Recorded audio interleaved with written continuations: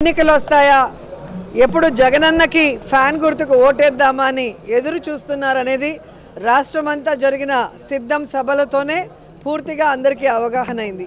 ఎందుకంటే ఆ సభల్లో మీరు చూస్తే కార్యకర్తలే కాదు, ప్రజలు కూడా, లబ్ధిదారులు కూడా ఏ విధంగా స్టార్ క్యాంపెయినర్లుగా ప్రతి నియోజకవర్గం నుంచి ఈరోజు లక్షలాది మంది వచ్చి జగనన్నతో మేమున్నాం, మేము మీ వెనక సిద్ధంగా ఉన్నామని చెప్తుంటే నిజంగా చాలా హ్యాపీగా ఉంది.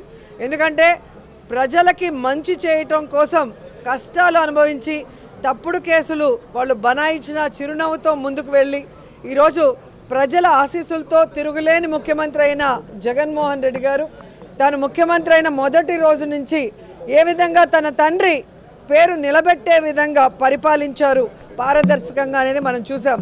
అందుకే ఈరోజు జగన్మోహన్ రెడ్డి గారు నేను మీ కుటుంబానికి మంచి చేశానని నమ్మితేనే నాకు ఓటేయండి అని దమ్మున్న నాయకుడిగా అడగటం జరిగింది. దేశంలో ఏ రాష్ట్రంలో ఏ ముఖ్యమంత్రి కూడా ఇంత దమ్ముగా ఎవరిని అడగలేరని కూడా ఈ సందర్భంగా తెలియజేసుకుంటున్నా. ఎందుకంటే చెప్పాడంటే చేస్తాడంతే, చేశాడు కాబట్టే ఈరోజు ధైర్యంగా అడగగలుగుతున్నారు. సో ఈరోజు ఎన్నికలు సమీపించాయి, కోడ్ వచ్చేసింది. సో జగన్మోహన్ రెడ్డి గారు 27వ తేదీ ఇడుపులపాయలో రాజశేఖర్ రెడ్డి గారికి నివాళులు అర్పించి ఆయన ఆశీస్సులతో మరి బస్సు యాత్ర స్టార్ట్ చేయబోతున్నారు.